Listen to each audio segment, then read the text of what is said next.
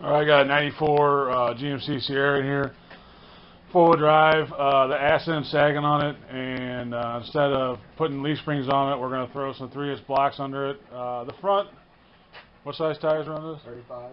It's got 35s on it, and the front sits up higher than the rear, so it's got kind of that South Carolina drag or whatever they call it.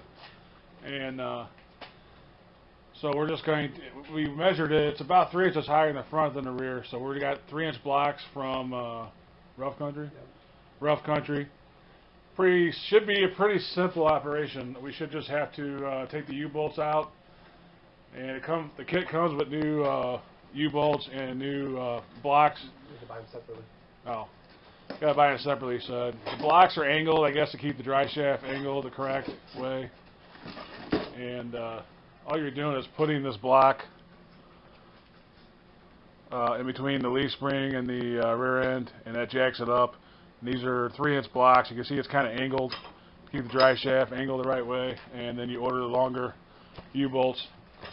So I don't know if this is going to really help anybody, but if you're doing a lift or want to put a small lift on your truck, the front ends on these trucks are independent axles, so it's a little bit more complicated to lift the front of these up. You can turn the torsion bars up, but you will lose some comfortability as far as driving goes if you do that. So since this one's up high in the front and sagging in the rear, we're just going to do this for this guy. So anyway, I'll get to work on it. We're going to start taking the U-bolts loose underneath. Alright, we got the old ones off. Just take a 21 millimeter on the nuts. You're probably going to have this happen to you. The U-joint or the U-bolt broke.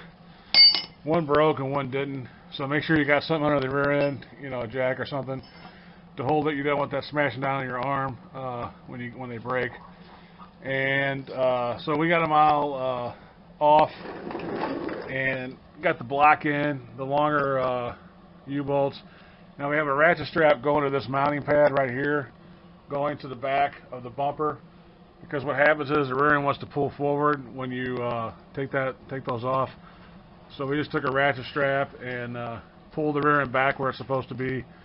And this block, the fat end goes towards the back, and the more narrow, shorter end goes towards the front. And you got one that's got that has a boss in it, and the other side has a stud that goes through, just like the factory leaf spring would. So we're going to go ahead and tighten these up. I'll find out the torque spec for you, and then what you want to do is torque it down and then drive it for about 20 minutes and then come back and retorque them, because they'll loosen up after they seat and everything. So yeah, anyway, and then we have a jack in the middle, so we let this rear end loose pretty far down. It goes pretty far down to get this in there, but you can get in there if you pull up on a leaf spring a little bit. I use a pry bar and just kind of pulled up on it and shoved it in there. And then, like I said, to get it all lined up, a jack or a strap and a pry bar. Alright, we got the new U-bolts on, and we got them ran down pretty level. And now we're using a torque wrench. We're going to torque them to 81 foot-pounds, which is what the manual says to torque it to. I'm going to kind of go to crisscross pattern here. And like I said, these will loosen up after you drive them a little bit. At least that's been my experience with them, especially with Jeeps and stuff. So go ahead and torque them down, drive it around a little bit, and then come back and recheck them. And I would not run these down as tight as you can with a impact. I would just use a torque wrench and do it, because you don't want to stretch these bolts too much and then end up with issues down the road. So right now, like I said, we're just doing 81 foot-pounds on these, and this one should be about ready. There you go. So we're just going to do that all four, and then should be good. So we're on the other side of the truck, and we're just taking these U-bolts out.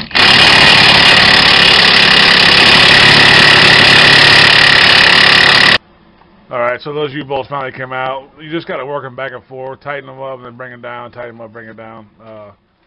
So we got the new ones in. This side went in pretty easy, but again, we used a jack strap, or not a jack. I keep saying jack strap. We used a ratchet strap, put it to the pad on the rear end here, and then took it back to the bumper. And it only takes probably 2 or 3 cranks after you take the tension out of it. Just line it up, use a pry bar, line it up, put it in between here, move it over a little and it pops right in. So that's basically it. Same thing. We're just going to get these nuts flush with that bracket, and then we'll tighten them down to 81 foot-pounds. And then, like I said before, it's very important. Drive it around a little bit, come back, recheck it, and then you should be good to go. So we'll get them all tightened up, put the wheels on. We'll take a picture of it before and after, and kind of show you what the difference is. Hopefully, it's not too high in the rear, but right now it's sagging the rear. So hopefully, this is short of changing the leaf springs. It's kind of a poor man's lift if you turn the torsion bars up in the front and then put blocks in the back. So that's what it is. So anyway, we'll finish this up and then I'll take a shot of it sitting hopefully level.